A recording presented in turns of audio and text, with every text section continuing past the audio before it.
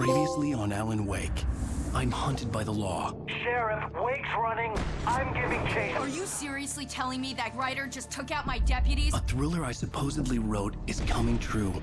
The genre of the story seems to be shifting. It's turning into a horror story. I was told that Alice had been kidnapped, but that was a lie. We don't have his wife. We don't know where she is. Her purported kidnapper was eaten up by the dark presence before it attacked me.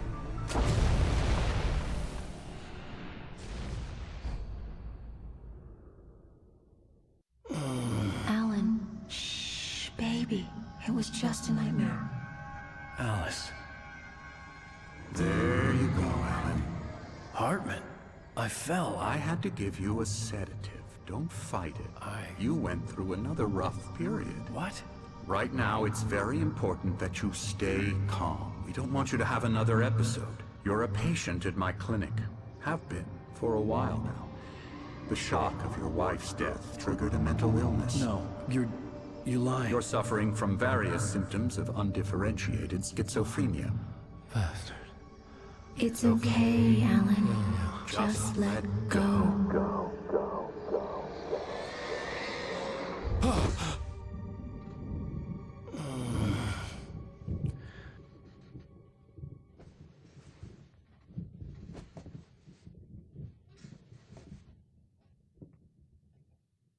I felt groggy. Whatever Hartman had bumped in me was making me numb. I felt like this was happening to someone else. Someone I was watching on television. I couldn't think. Couldn't focus. The door was locked. I was a prisoner here.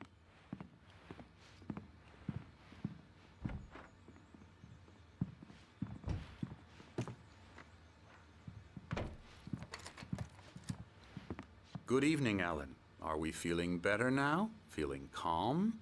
Yeah. I see you brought your pet gorilla with you. So sure, I'm calm. I get the message. Loud and clear. Quite right. That's the spirit. You're being very brave, Alan. I understand you're confused. I would be more concerned if you weren't suspicious of me. I don't blame you for it. Big of you. Now, why don't you come with me? We'll reacquaint you with my clinic and go over everything you might have forgotten. Little walk and some fresh air? Yes, it will do you good.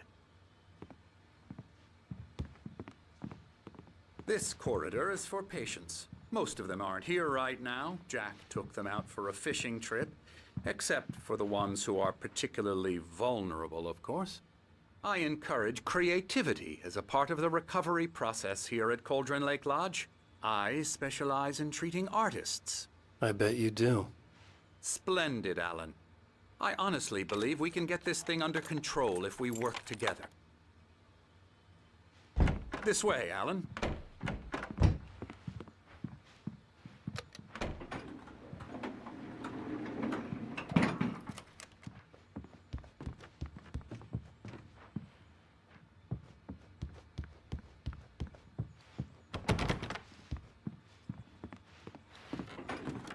Now, Alan, from past experience with you, I know I need to get right into the heart of the matter as quickly as I can after an episode.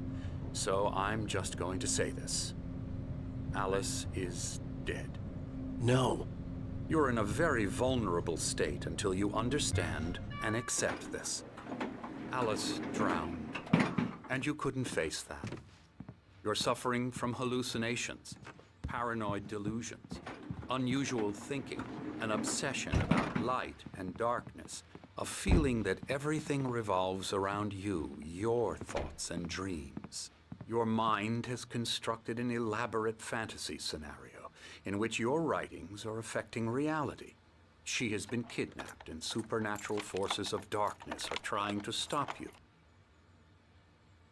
We go this way, Alan. I wasn't ready for another shot, so I went along with it. He had to be lying. But under the influence of the drug he had given me, I had to fight not to believe his words. It's all in your head. You've been making it up. Apart from the tragic accident with your wife, no one has been killed. Your delusions are just a manifestation of your subconscious mind trying to protect you from the too painful truth. Unless we fight the fantasy, it will return. I know the instinct is to resist me, but think about it. Doesn't this make far more sense than the insane supernatural conspiracy you have concocted in your mind? You're a skeptic by nature, Alan. We both know this. Everything can be explained logically.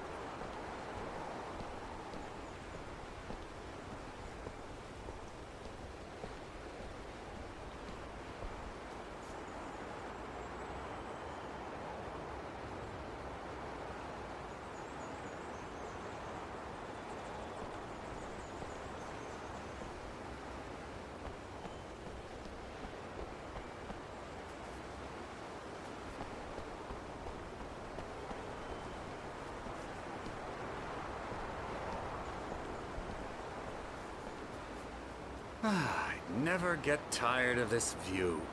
Very inspiring, isn't it? Cauldron Lake spread below us. I could see Mirror Peak on the other side of the lake. I thought I could make out the spot where Diver's Isle had been when I arrived with Alice. Now there was nothing but waves. It seems there's a storm coming. Funny, I don't recall there being a mention of that in the weather forecast. Well, no matter. This way. Follow me. Alan, what I'm telling you is good news. Right now, we're in control. Every time you have a relapse, it gets more and more difficult to resurface from the dark depths of your imagination. Not surprising, considering your profession. Imagination is what you work with. After all your nightmares, this should come as an immense relief to you. If it doesn't, why is that? Because I'm lying? Or because you don't want to admit that you're not well? It's very natural for you to think of me as your enemy. It's part of the illness. I let him talk. After all, Hartman I'm the obviously one loved trying his to own bring you voice. out of the His world words you've echoed constructed madly for inside yourself. my head. But I I can't dug my do nails it into by the palms of my myself. hands to stay You need focused. to work with me. Once you accept that, we can begin the journey towards your recovery. Come along. Let's go inside.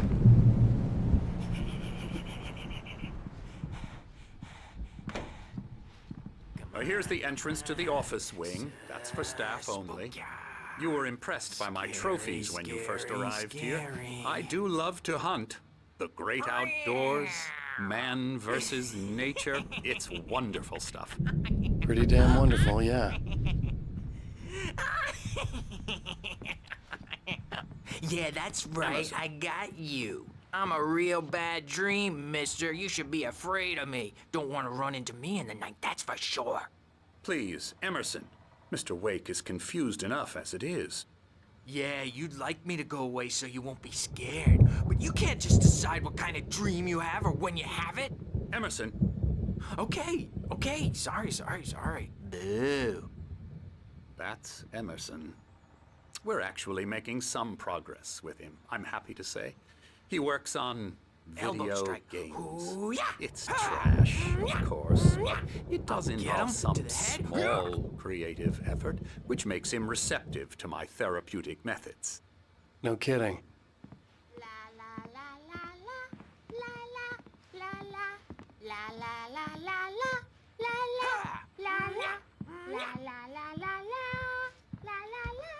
Now, you might have noticed the typewriter in your room. You've been writing as a part of the therapy. As soon as you feel up to it, you should continue.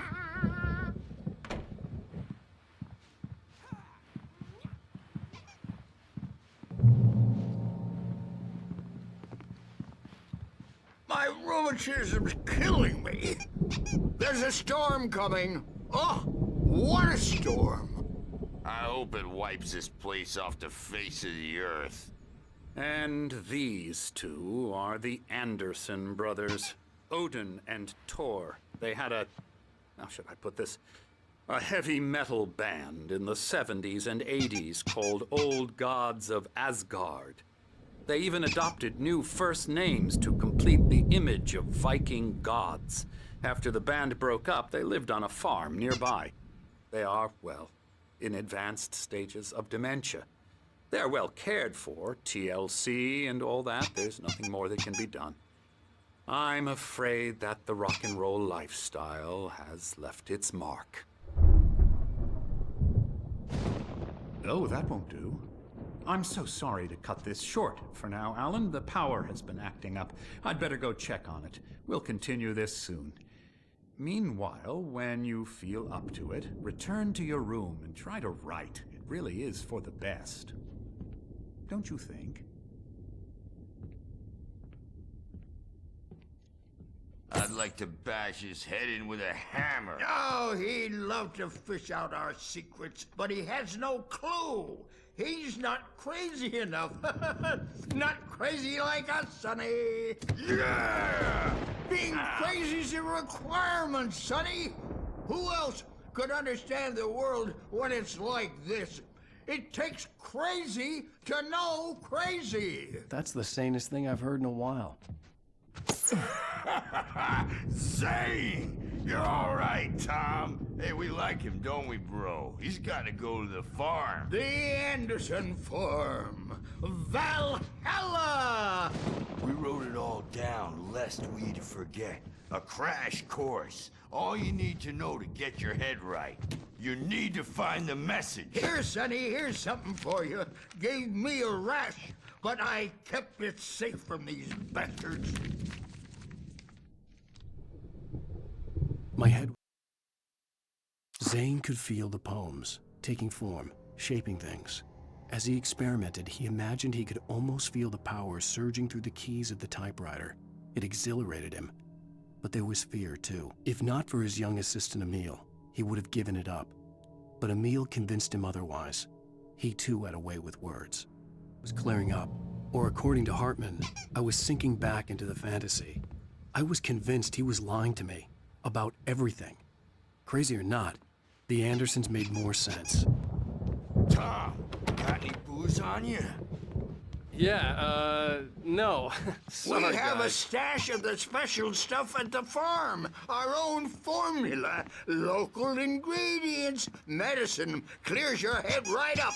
Makes you remember like moonbeams on the brain. Oh, I just noticed! Leather patches on the elbows? That's not very rock and roll. Tom just lost is all.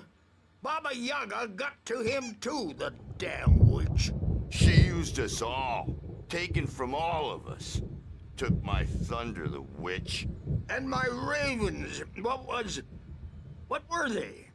Memory and thought, the hag. She took something from you too, didn't she? That's what she does. We're better off. This place, the lake, it gives you power. If you're a creator, an artist, a god. Nightmare shifted in their sleep in the darkness of the lake. Yeah, that's the one. She makes sure it comes out twisted and wrong. Just ask the lamp lady. She knows what happened to that other writer. She's been using you, boy, and you let her. You went and opened the door for her, didn't you? Now, it was already open a crack. And whose fault is that? We're morally corrupt, disease-ridden, old and stupid. Doesn't mean he had to open it all the way, goddammit.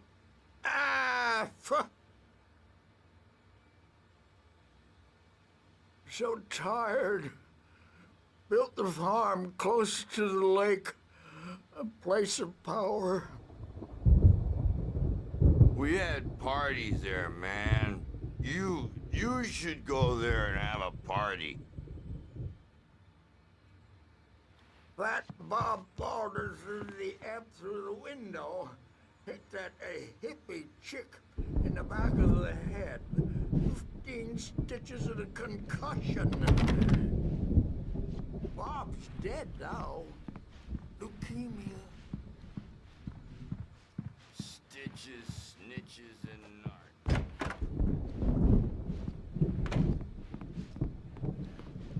Yeah, good thing he's not overreacting or anything. Well, he's the boss. I may need a hand here later on, Birch. The storm's bound to make you-know-who jumpy. You know how they get. Gotcha. The doc's got me looking after Wake here, but holler if they get too rowdy. I'll do that, Birch. Hey, Wake, why don't you humor Dr. Hartman and give the writing a shot, huh? Typewriter's in your room. You can get to your room by those stairs, Wake.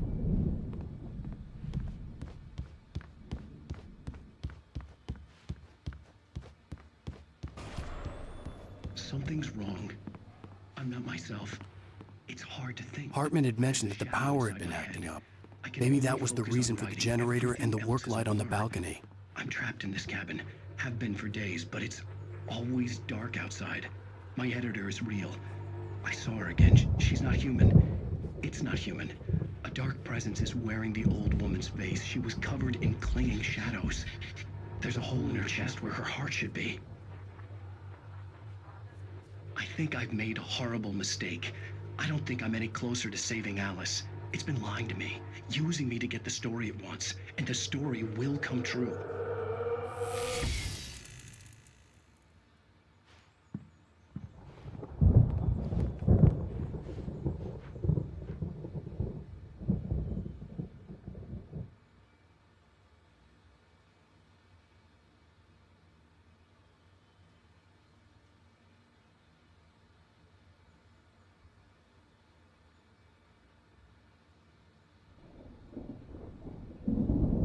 Hartman wanted me to write. I knew I couldn't, but I figured I should just play along for now. It was the only thing I could do with Nurse Birch watching me like a hawk.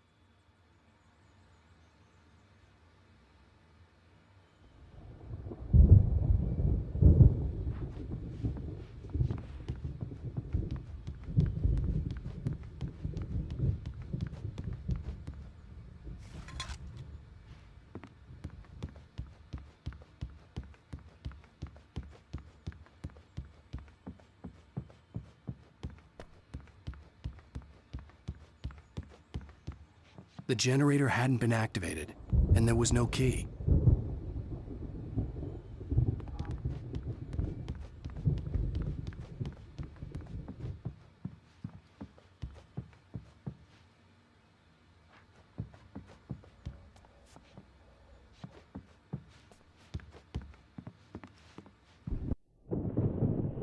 The white glare of the blank page in front of me hurt my eyes. My hands began to shake uncontrollably. Everybody, calm down. Put that down. Bert, I need help. Hey, Wake, you stay here. I'm gonna go see what's up. You just keep doing what you're doing. Be cool, okay?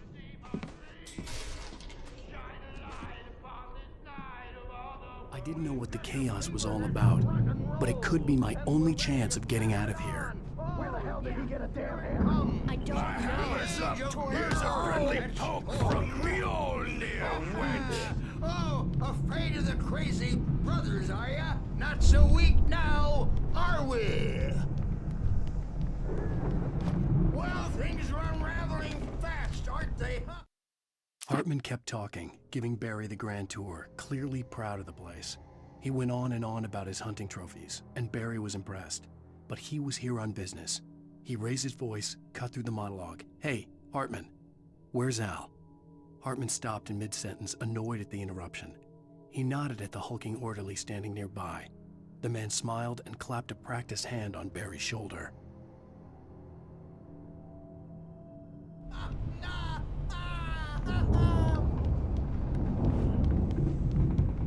It's my store. I'm taking it. Sinclair looked bad. That wasn't a love tap. The crazy old fart hit her hard. And if she was one of Hartman's goons, she had it coming. I could get the key to the office wing from Sinclair. Your destiny.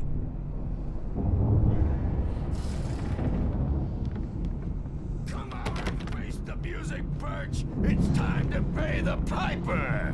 I had to get to Hartman's office. He had taken all my manuscript pages. That's where he'd been keeping them.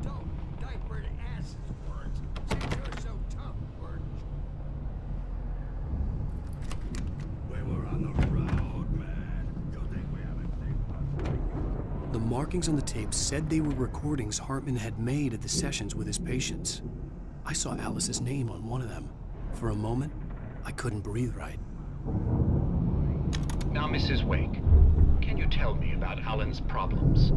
He's more and more out of control all the time. The parties, he's so angry all the time. He's getting violent.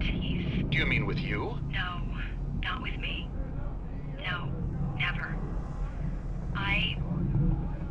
Sometimes almost wish Alan would take a swing at me, because at least that'd lead to a conversation he couldn't just march out of. But no. Alan doesn't really sleep. And the work, well, he's not writing at all. He sits there for hours and just gets more and more frustrated. And I can't talk to him. Yes. Tell me, Mrs. Wake. What would you say to him if he'd listen? I don't know. I want to say, I look at you, and it's not you. Just some stranger who resembles you. Looking out from behind your eyes. And I don't like that guy much. And now it's all gonna go to hell. But you don't ever say this. No. I've tried, but he's not listening. He's too deep in his own problems, always going on about something else.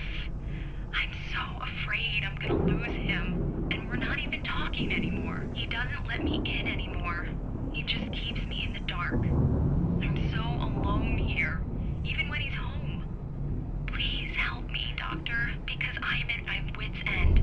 Well, if you can just get him here, I'll absolutely do my very best. Yeah, but Doctor, you need to be careful with him. He's not just going to listen to you and cooperate.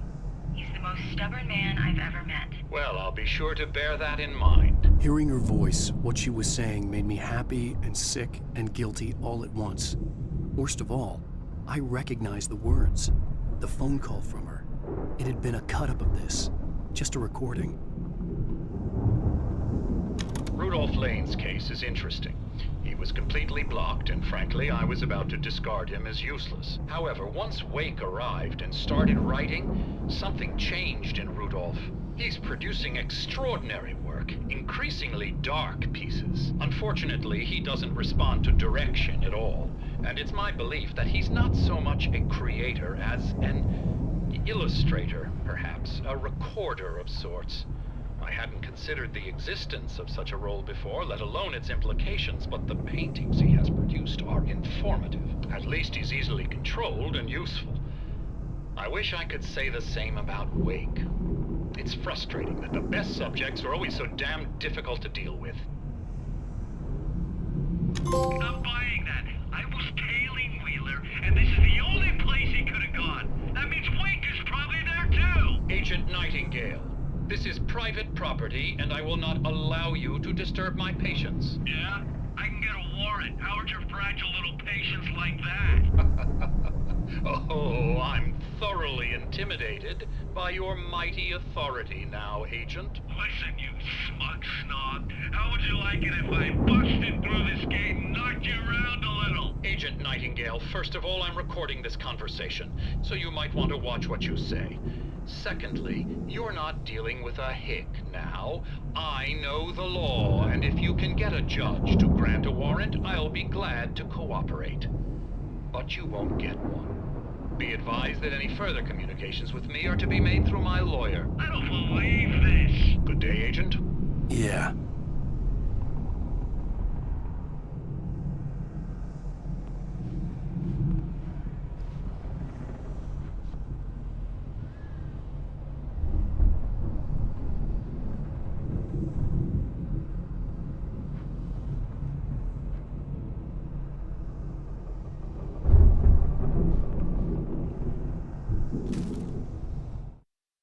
Hartman wasn't happy.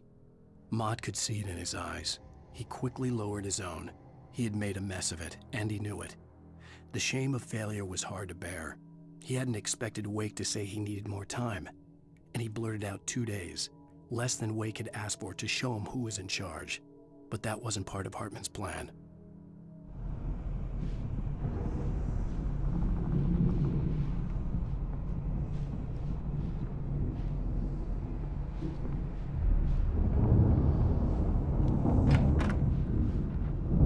The photo on the wall caught my attention. In it, the clinic staff was standing outside the lodge.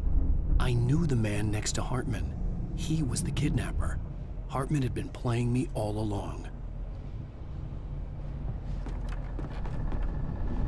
Let me out of here! Hartman, do you hear me? I'm gonna sue your crazy quack ass to shreds! Seriously! Do you have any idea how much trouble you're in? I am famous. Barry? Ow! About time! Barry! Man, am I glad to see you. We need to get to Hartman's office. It's right next door. You okay? Yeah. I mean, no! The cops found me at Rose's trailer, but they didn't hassle me too much. I'm obviously a victim in this, and I demanded to be treated as such. Or else I'd sue their asses. Speaking of asses, that Fed gave me a real hard time, but I had no clue where you were. That guy's crazy, Al. But he let me go, and then I get a call from Hartman, that son of a bitch, who tells me you're here, and I should come pick you up, but when I got here, 2 goons clobbered me and stuck me in there. What's with the cutout? I stole it from the diner to piss off Rose after what she did to us. That'll teach her. Yeah, that's a harsh punishment. Come on, pal, we gotta get going.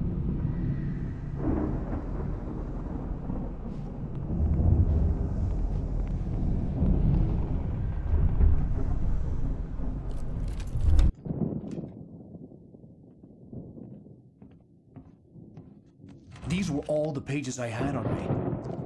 And more.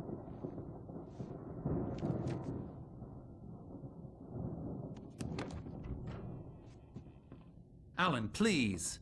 You're sliding back into the... Tell me one more lie and I'll shoot you in the face. Ah, well, it was worth a shot. Really, Wake, come on. Let's work together on this. You have no idea... Hartman, shut up! Barry, get out of here. I'll catch up with you. Get a car. Oh, Al, let's just... Go! Wake, listen to me. This is a mistake. Don't you see? Together we can create something absolutely wonderful. With your ability and mine.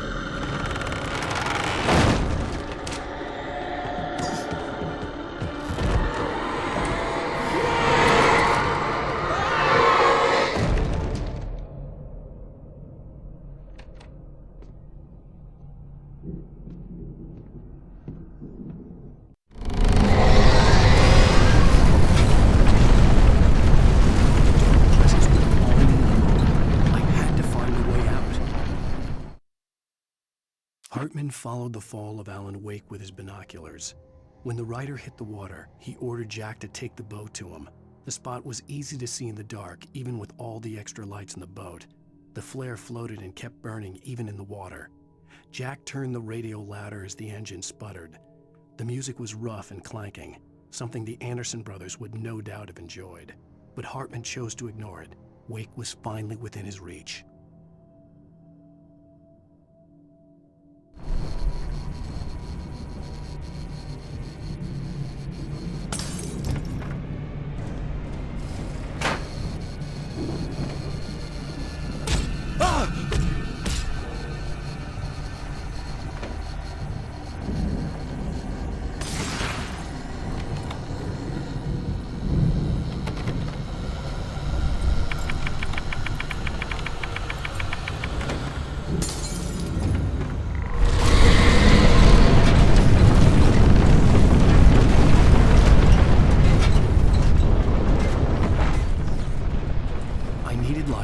Possessed bookshelves out of my way.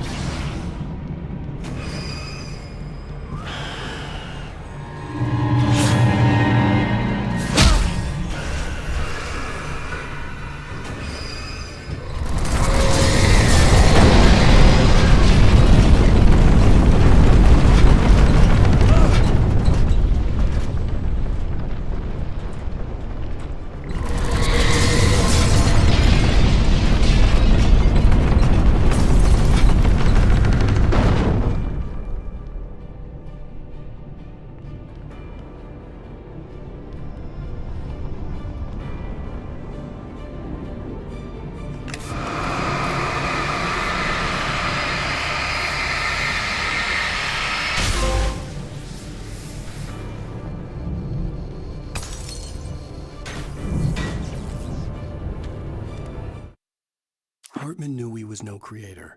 He had no ambitions on that front. And he certainly didn't want to end up like every artist he had worked with here, damaged in ways that were hard to describe, or worse. It was enough for Hartman to maintain creative control and provide direction, to be a producer. That was what most of these people were in need of anyway. Of course, suitable subjects were few and far in between.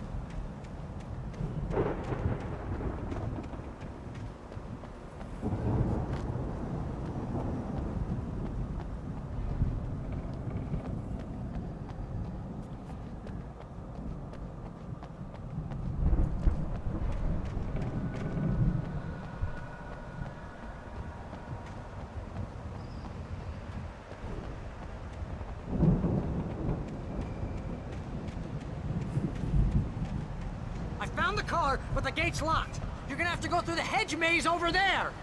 Barry, I don't have a light. Take this, Al! Oh, God! Look at the house, Al! Look out!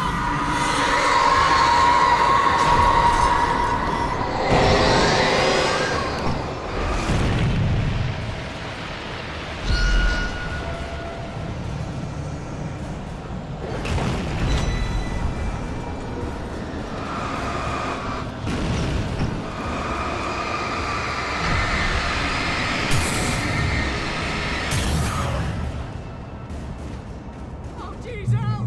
The house looks bad!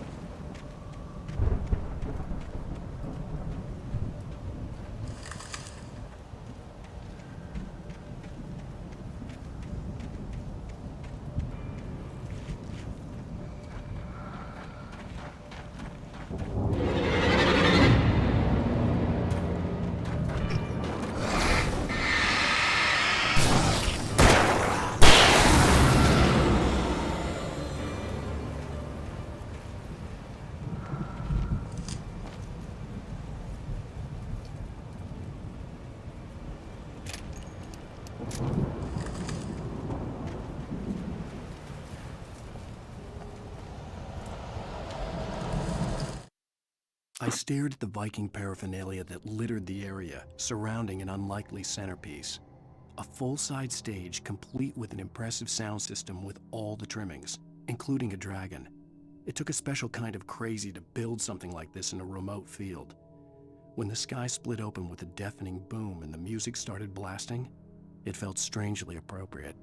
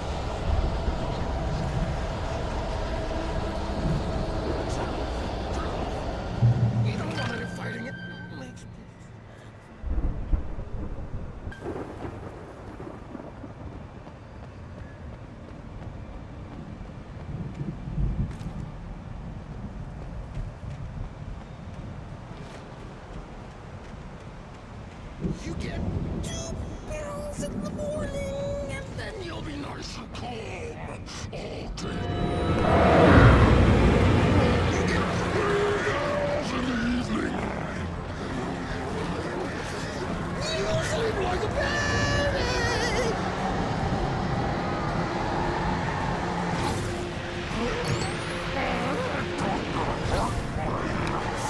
Like season.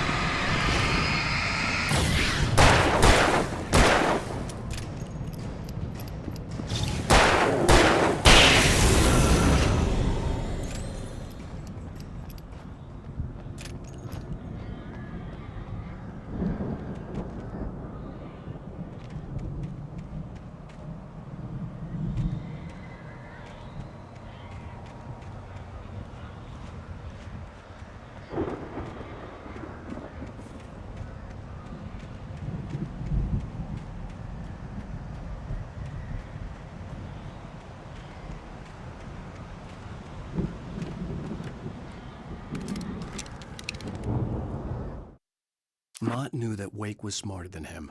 Wake had more money, a beautiful wife, everything. And Hartman said Wake was important. That made him better than Mott. But Mott was calling the shots now.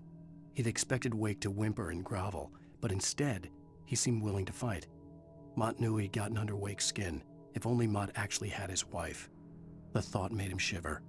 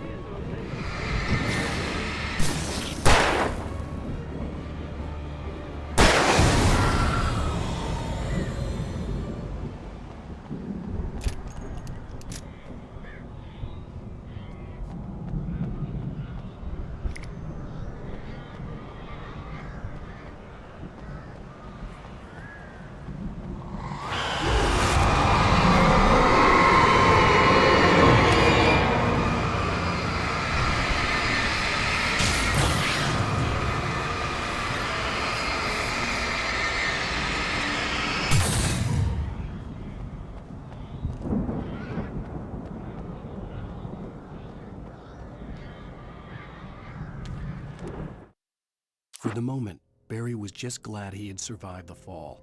He had been separated from Al, and there was no easy way to climb back up. He told himself he'd be okay in the gloomy forest at night.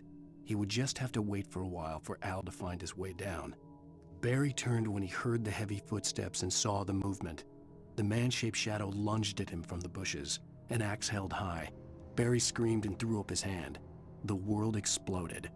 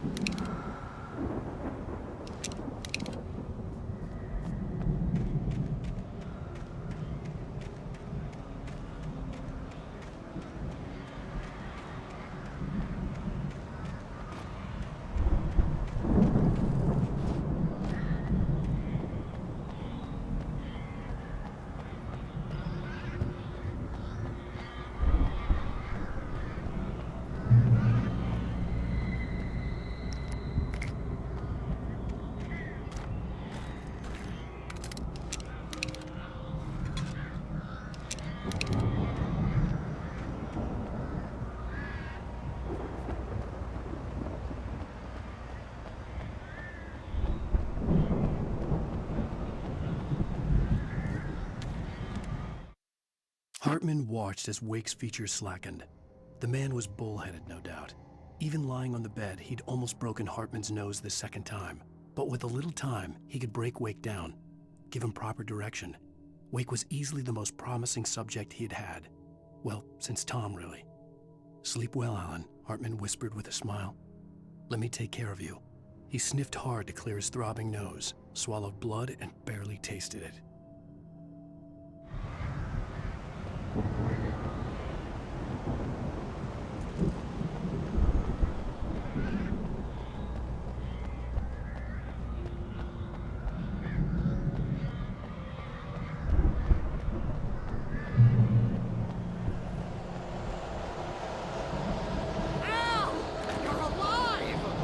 Let's get out of here. Can you open this gate? Maybe. Barry! Well, I slammed it shut when the nasty showed up, and the key fits kind of loose in the lock, so, Barry! I'll find it! Don't worry about it!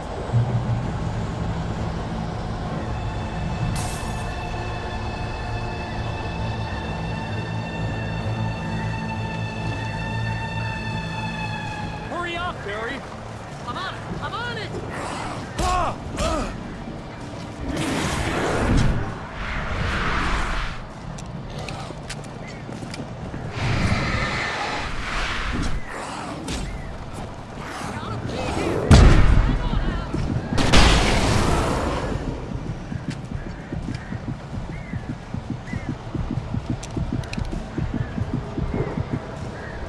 Hey, found a corner!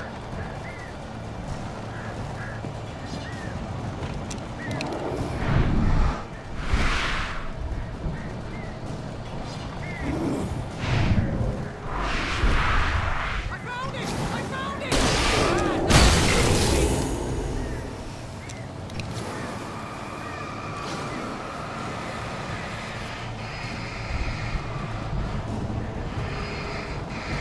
Here it is! Al, I found the key!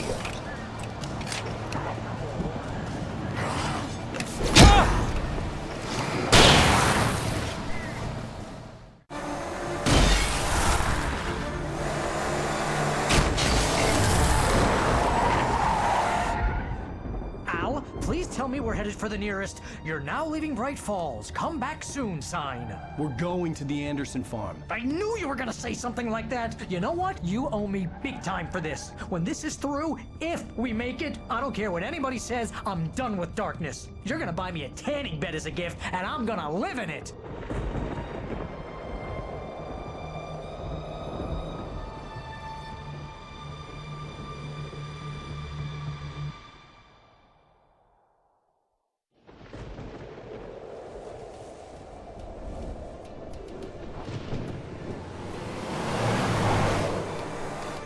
I'm crazy, but that's fine, Barry. Oh, you got that right, Al. You're barking mad. You are by far the But craziest. maybe that's inevitable when you deal with crazy stuff like this. It helps.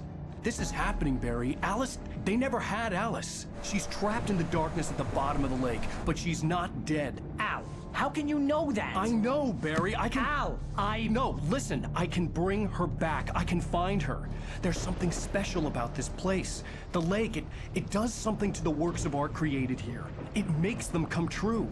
But there's a catch. The dark presence, whatever that thing is, twists it to its own ends. That's why all of this is happening. It's using my manuscript to take over everything. Al, I believe you. It happened to Thomas Zane before, it happened to the Andersons. I believe you. Crazy or not, you're not delusional. Weird shit's going down. That's a fact. I'm on board, man. I'm with you. The Andersons knew about it, but they were too far gone to tell me with all the drugs they were on. But they wrote it down. There's a message somewhere at their farm, Barry. We just need to find it. Look out!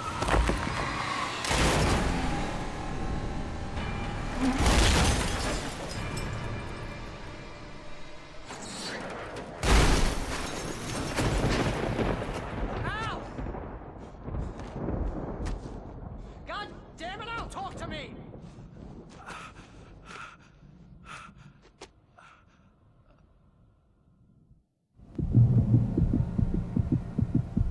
I had lost my gun in the crash.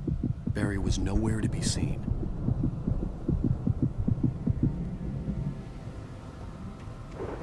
Barry!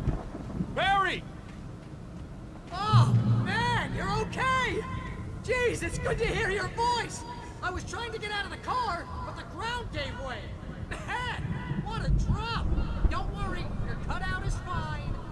Forget that! Are you okay? I hit some bushes, didn't get a scratch.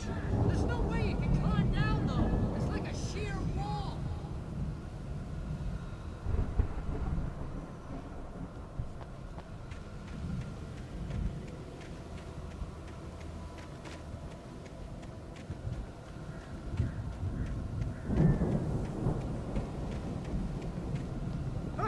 Al! There's something moving down here!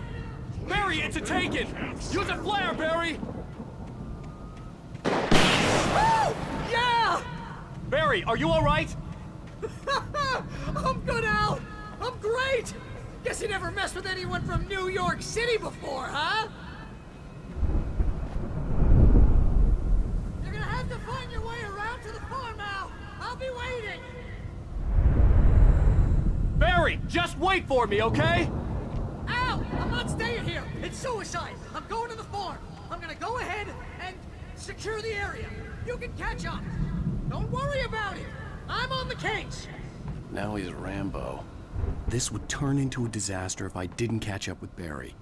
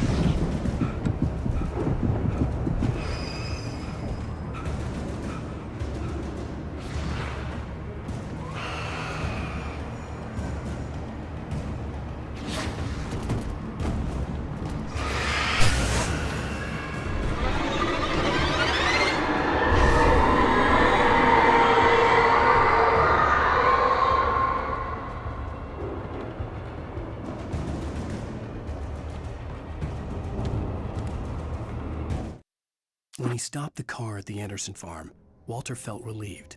Oblivion was close at hand. The brothers wouldn't miss a jar of moonshine or two in the booby hatch. But then he saw the man on the porch, and he knew who it was. Driving for his life and knowing it was useless, he didn't realize he was crying until he couldn't see the road for the tears.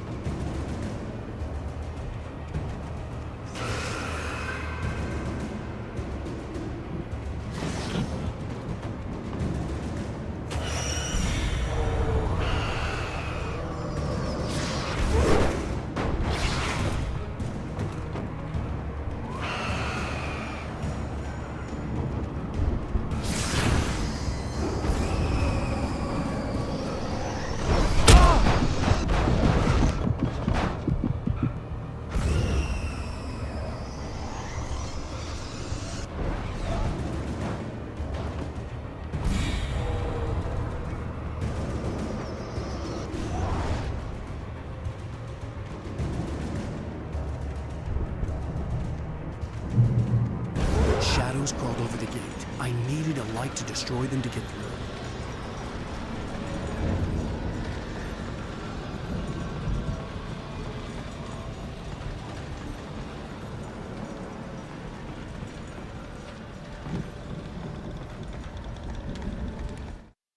Agent Nightingale stared at the passed-out rider. The man was sleeping off one hell of a night. Nightingale felt a stab of envy at Wake's oblivion, but he had a job to do. He put the gun to Wake's head and almost became a murderer. His hand shook and his throat felt tight and dry. Biting his teeth, he tried again to pull the trigger. He lost the nerve. Wake stirred. Nightingale would have to settle for an arrest.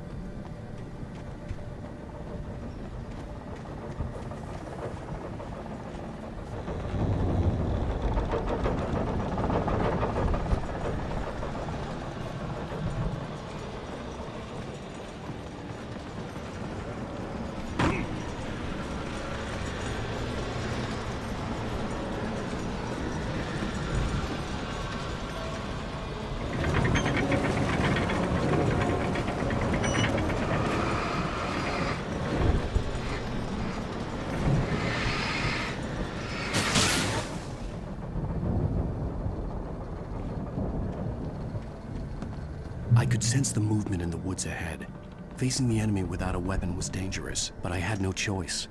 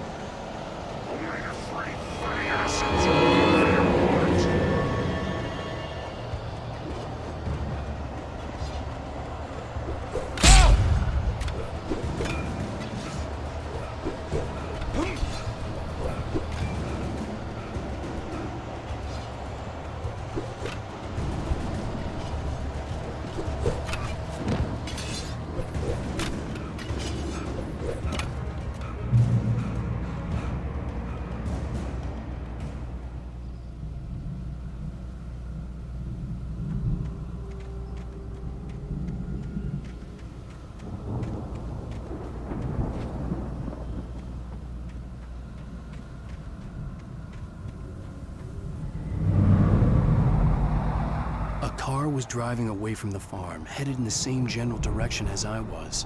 For all I knew, it was Barry, caught in the consequences of leaping before looking.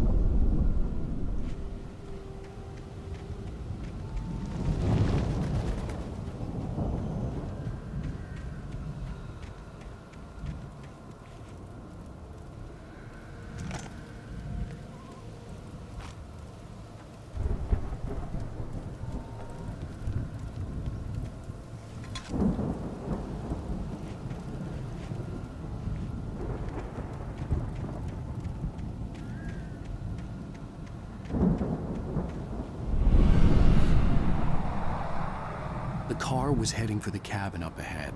It wasn't far. If it was Barry, I would see the damage soon.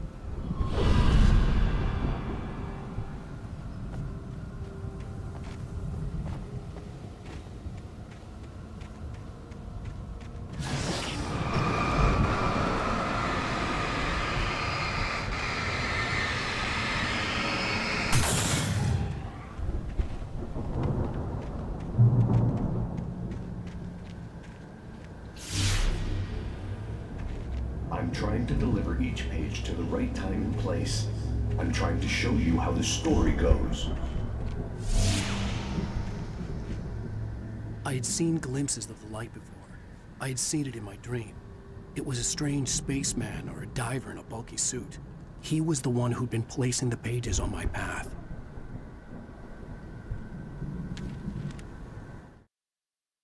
The dark presence followed the choreography laid out to it in the manuscript, growing stronger and stronger, moving like a storm from one scene of destruction to the next.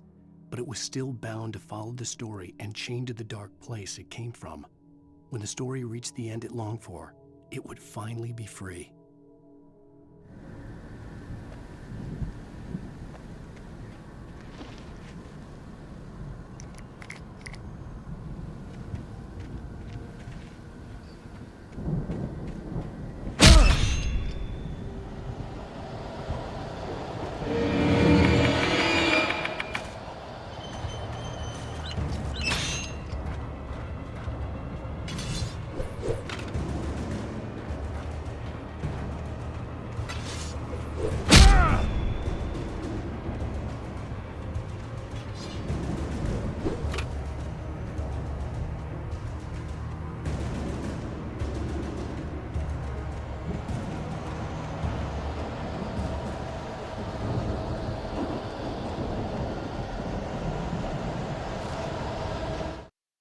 The storm raged on as the Anderson brothers walked unsteadily away from the clinic with the other patients in tow, knowing that this time they wouldn't return. The darkness around them seethed with horrors, but Tor and Odin were unafraid. Their eyes glinted with guile. They knew every secret path, and there was blood on their hands. They had fought these shades before.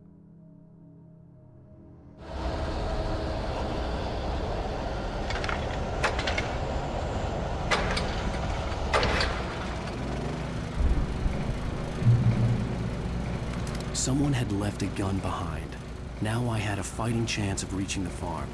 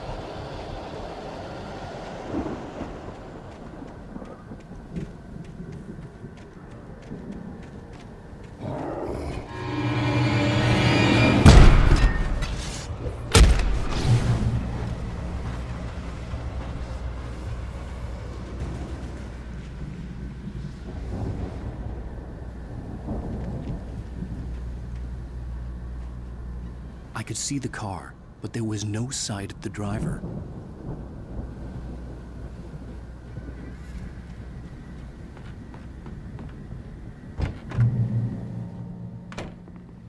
Hello? Anybody here? Barry! No! Danny, you're not!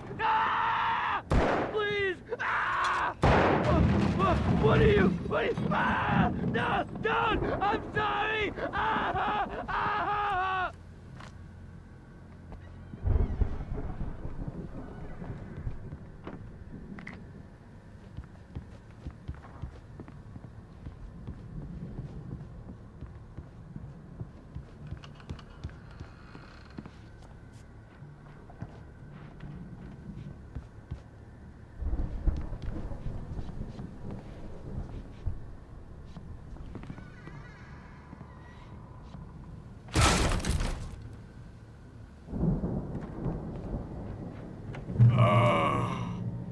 I know you.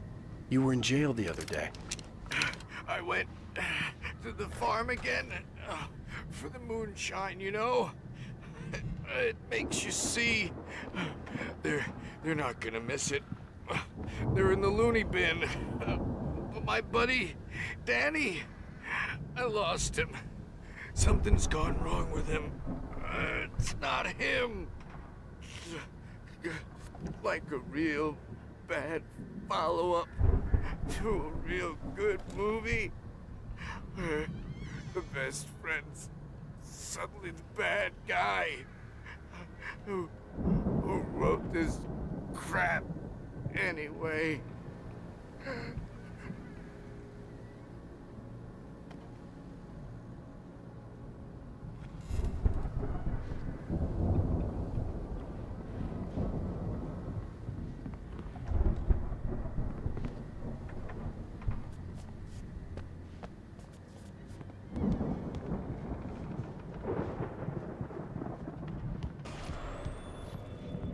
I've run through every possible course in my head. If I continue like the Dark Presence wants me to, the story I'm writing won't save Alice. It's a horror story, and it's going to kill her, and me, and everybody in this town. No one will survive.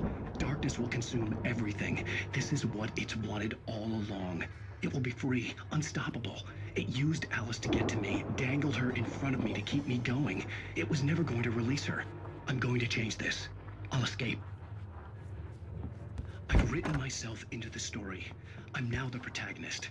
This feels like a terrible risk, but it's the only way to save Alice. I'll be bound by the events of the story just as much as anyone else who's been woven into it. The story must stay true for this to work. There have to be victims along the way, near escapes, cliffhangers. In a horror story, it can't be certain that the hero will succeed or even survive.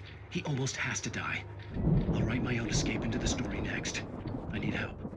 Zane's going to be the one who'll help me. I'll make it happen.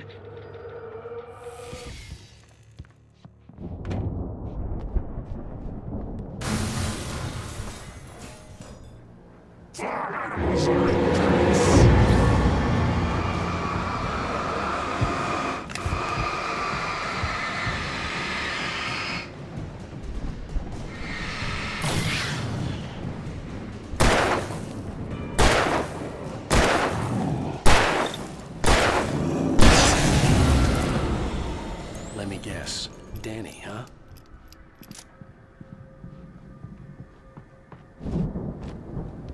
The farm was still a good distance away. I'd need a car to get there fast. For a moment, Hartman considered strangling the idiot. Mott was mean-spirited, but easily manipulated. An emotional infant who lived for his approval. Wake, by contrast, was a far more difficult subject. Mott had given him too much leash. In 2 days, who knew what could happen? Hartman would have to find a way to rein him in, and quickly.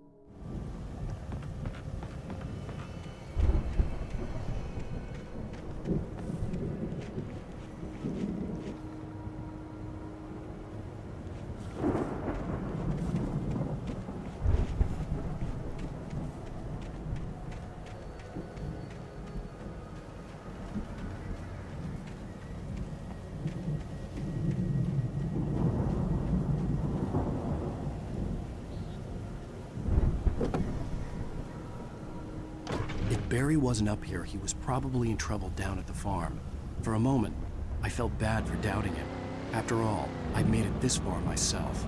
But Barry was Barry.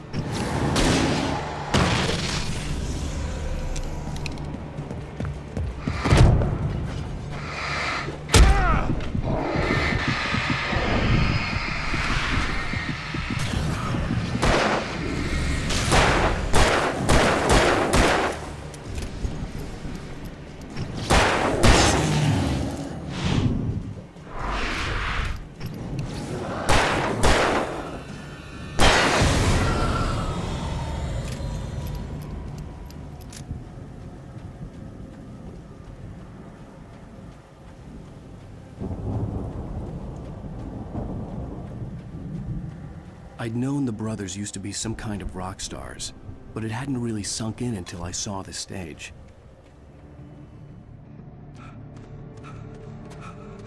Al! Run! Incoming! There's too many of them!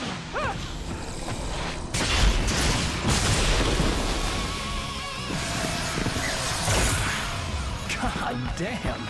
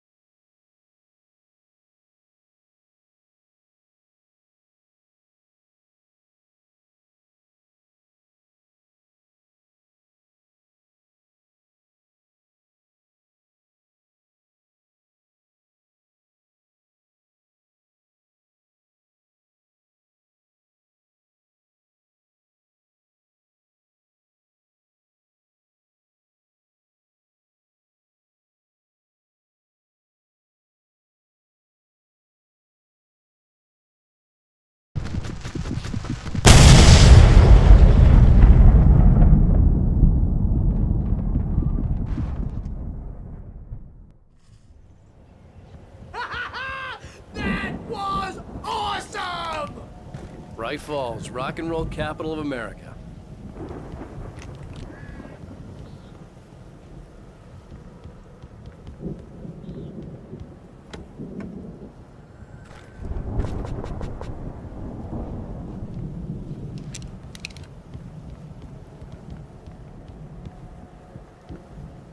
Hey, Al! This way to the farm!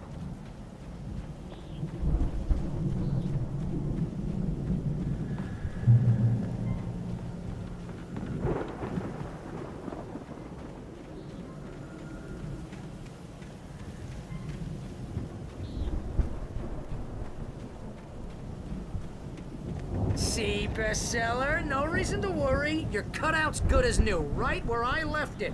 I'll come back for it once we have the place secured. Yeah, that's been my biggest worry all this time. We need to get this thing moved out of the way. This is as far as I got before they ambushed me.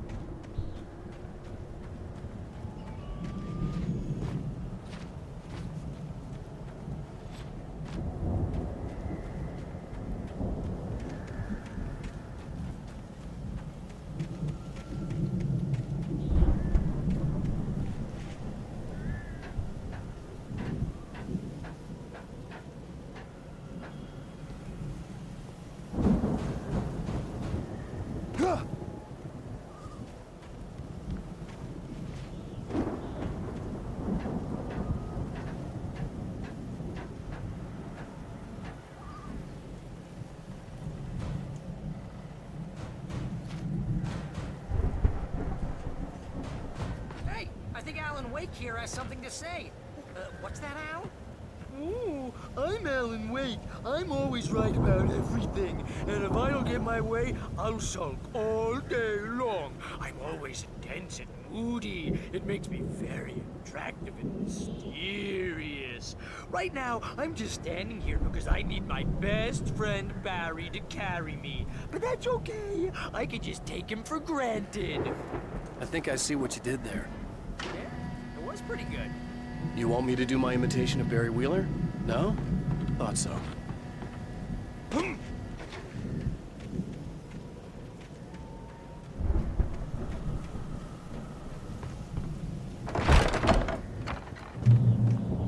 Wow!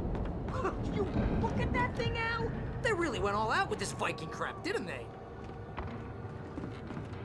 Look at all this stuff. They must have done okay for themselves, so how come I never heard of these guys before? And this from the guy who learned about Ozzy Osbourne through reality TV?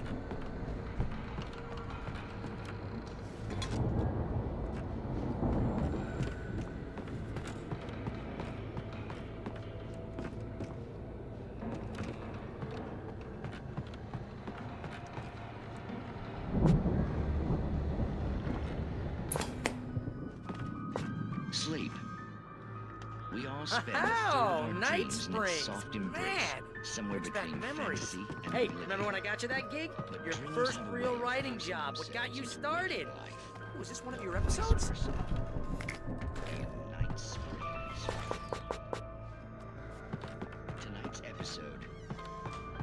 The Dream of Dreams. That's by someone else. We join Mr. Jones as he explores the endless dreamscape, only to be brought to a sudden stop by a decidedly mundane situation.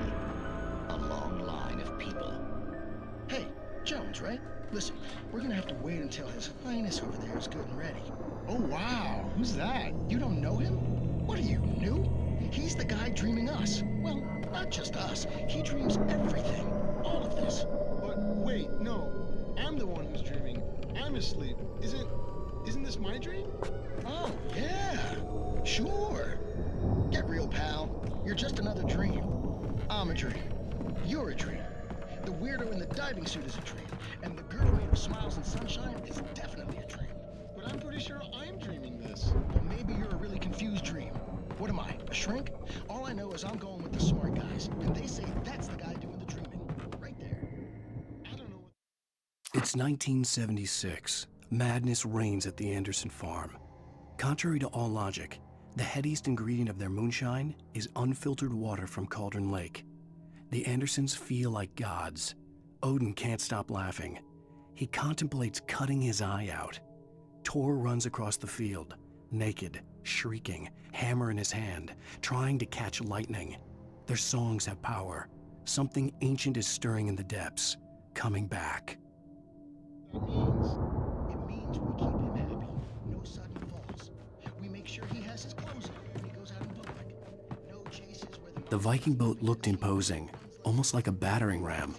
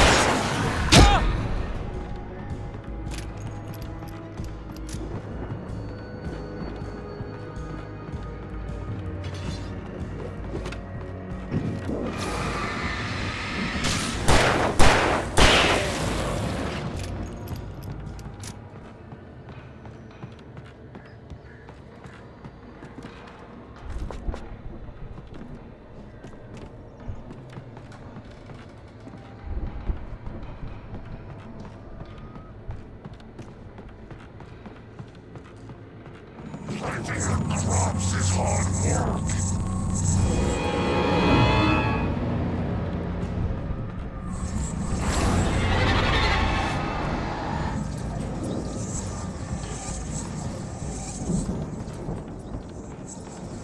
I think we can make it through here, Al!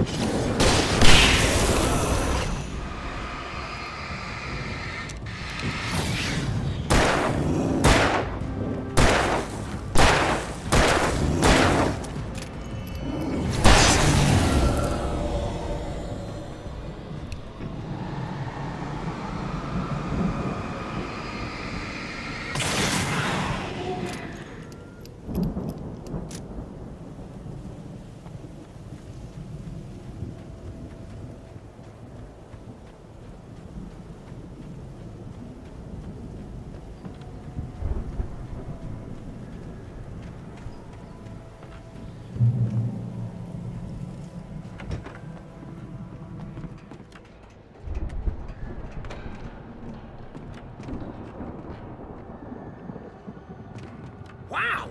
Those geezers had quite a production going on. Oh, you know what, Al? If we make it through this alive, I'm gonna start representing them. Yep, sell this stuff online, maybe get a reality show going, release a new The single. single. door was barred from the other side. I'd have to find another way. Good luck with that, pal. Hey, you find us a way out of here, okay? I'm gonna take a closer look at this stuff.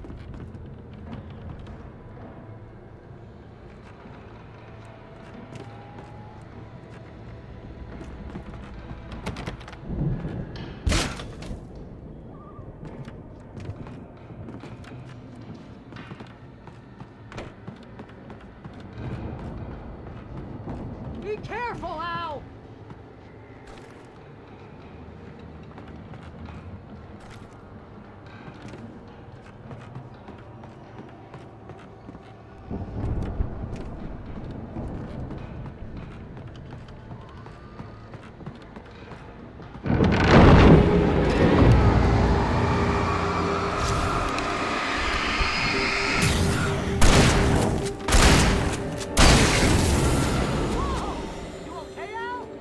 I'm good. Keep your eyes open, okay?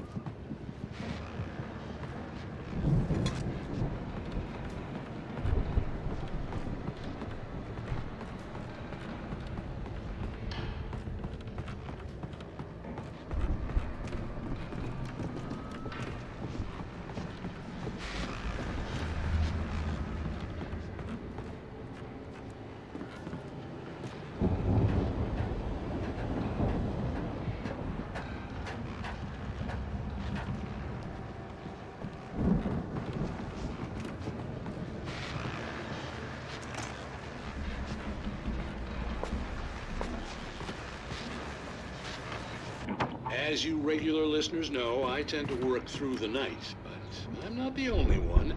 Deputies Mulligan and Thornton are taking a couple of moments off their busy schedule to join me here in the studio. Boys, how busy are you now? Deerfest is almost here, isn't it? I bet that keeps you in business. Pretty busy, yeah. Actually, Pat, we've been real busy with other stuff, which concerns an ongoing investigation. We can't talk about that, Thornton. I wasn't gonna say anything. I was just saying we got, other irons to fry. And how would you compare your workload to last year's? Things have seemed relatively peaceful to me, but people do tend to get a little wild this time of year. Oh, it's wild, Pat. It's pretty wild. There's been all sorts of trouble this year. Vandalism, fighting, public disturbances. A lot of people gone missing, too. Yeah, it's pretty much the usual stuff, Pat. Just, a lot more of it. Now, is it just me, or does Deerfest get wilder every year? People seem to be more drunk, at least, or they start earlier and younger.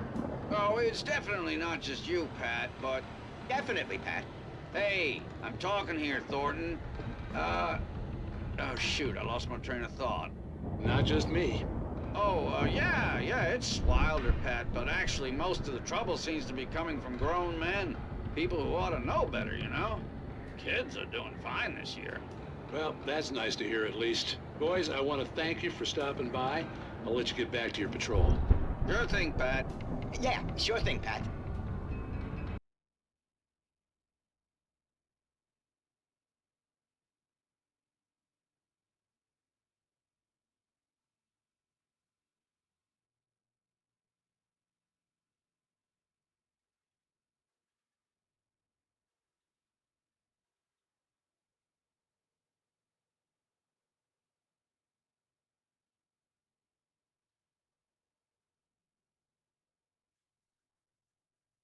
I could see the building that had to be the Andersons' home on the other side of the field.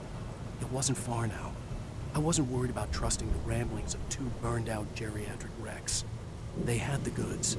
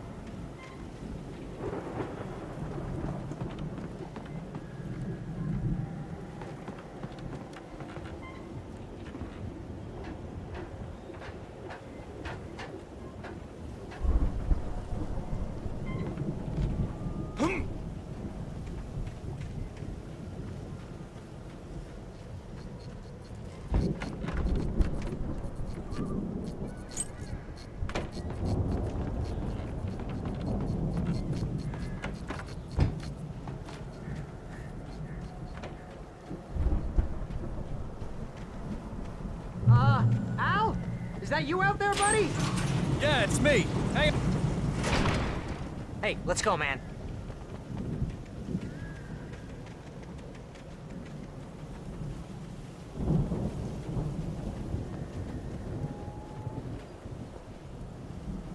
I think we're gonna have to work together to open this gate, Al.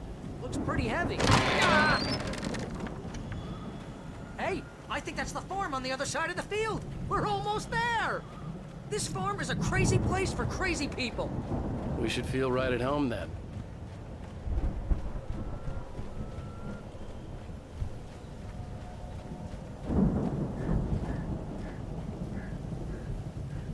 Come on, one more gate. Let's do this.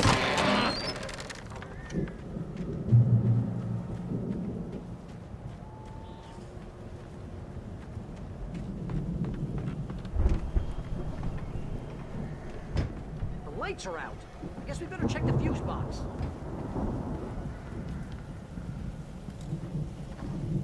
The power downstairs was out, but I was sure I could fix that at the fuse box.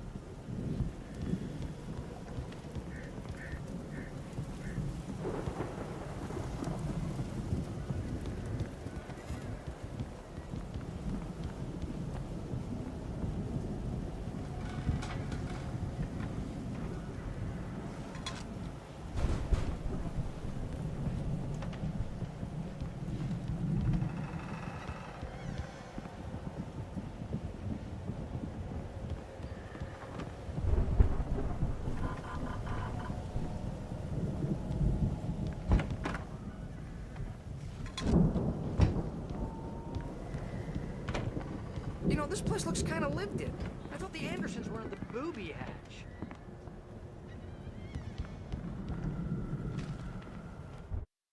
Again, Alice's screams rang in the stillness of the night.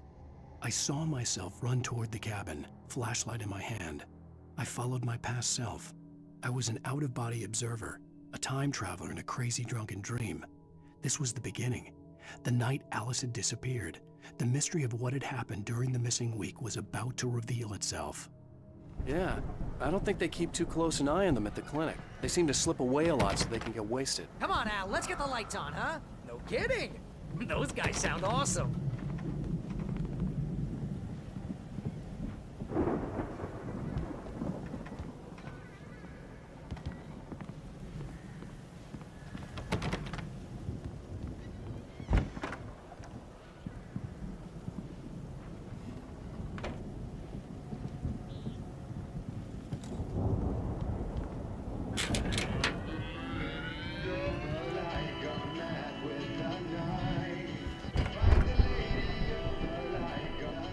Can you hear that, Al? Music? Of course, we need to find where it's coming from. That's the message the Andersons talked about. That's the whole reason we're here. Lady of the Light? Oh, that's gotta be what's-her-face, the crazy lamp lady from the town. Cynthia Weaver. Right. Must be.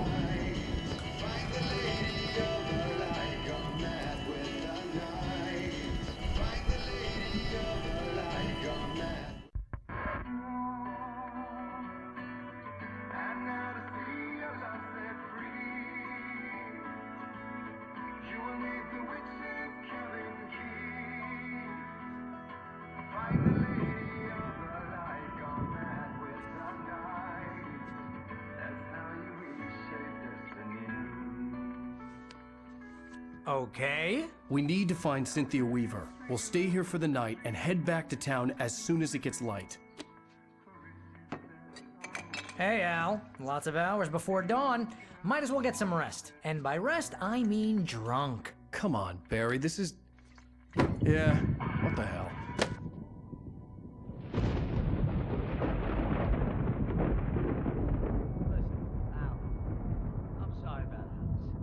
Seriously, because I know we don't get along, but we're gonna find her, right?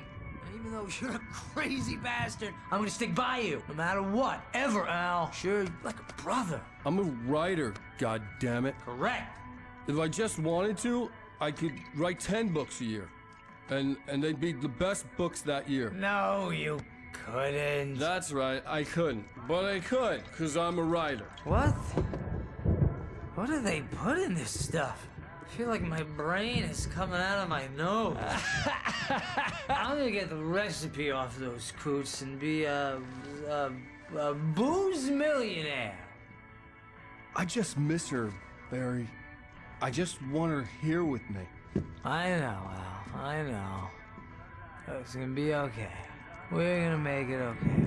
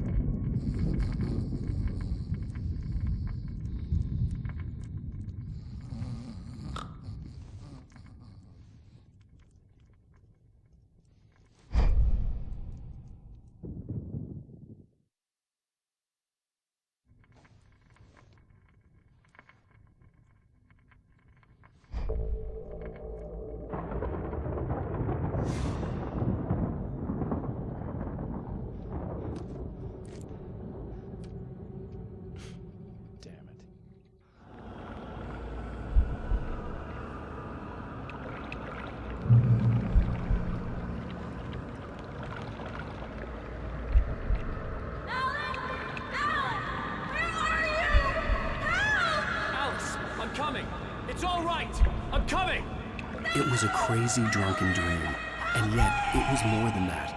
It was the truth, a suppressed memory unearthed by the Andersons' moonshine. I was there, an out-of-body observer.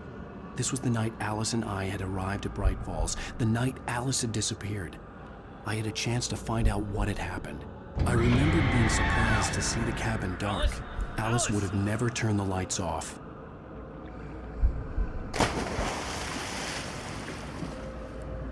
I remembered thinking I caught a glimpse of her form underwater, sinking into the darkness. Diving after her was the last vague memory I had of that night.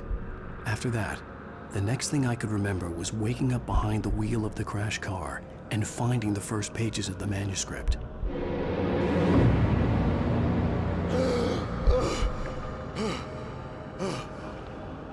I couldn't find her in all that blackness. I must have thought she drowned.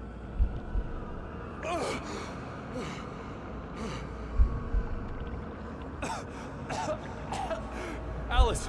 Jagger had Alice, and so she had me. Alice!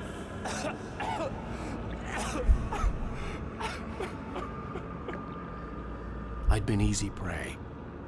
Look at the cabin. Is there someone in the window? Alice?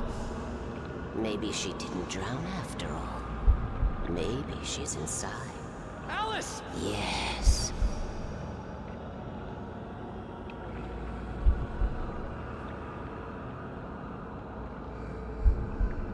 The dark presence had touched me. She had dug her nails into my brain and used me, made me her puppet.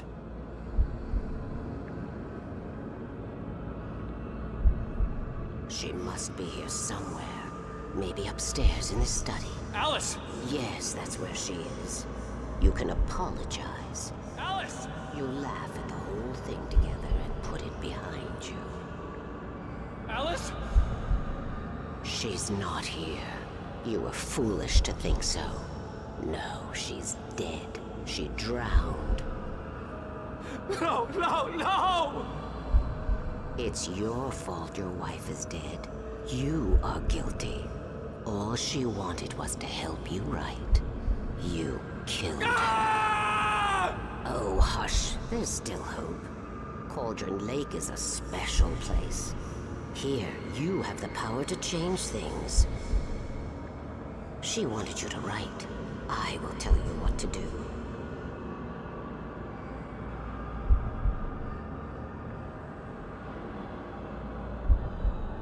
You can write her back.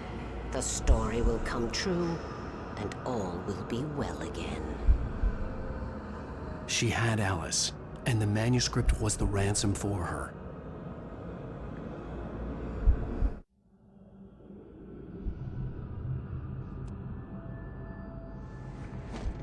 Yes. I'll write. I'll fix it. I'll bring her back.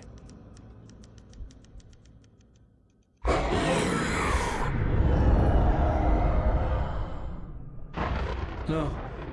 I wrote it. I remembered it all now. In the dark, I'd written for days, a week, almost a complete manuscript of a novel entitled Departure. Jagger had been my editor, whispering in my ear, making sure that the unfolding story would make her more and more powerful. I thought I was saving Alice. Even with the cobwebs she put in my head, some part of me had been aware enough to write my escape into the story, to bring a light into the cabin to release me before I could finish, to interrupt the horror story before the ending, where darkness consumed everything and everyone. Zane was weak and far away, but I had written him into the story, and his light had been enough to set me free. It isn't here now. I'm here because it was written. I brought the light to set you free. You must hurry. It will know I'm here. It will be back soon. It stole the skin of my Barbara a long time ago. She looks so old.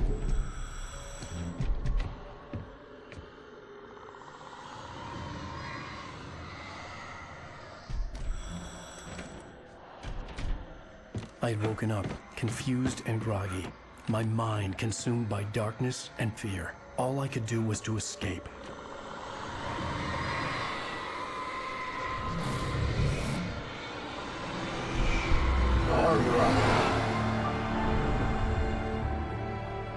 The week spent in the cabin had taken its toll. I was barely conscious, and fading fast. It had to have cost Zane terribly, thrown him even deeper into whatever dark place he now haunted.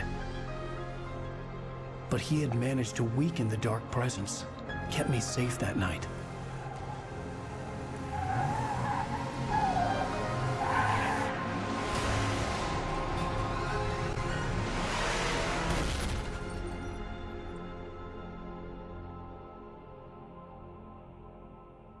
I wrote it.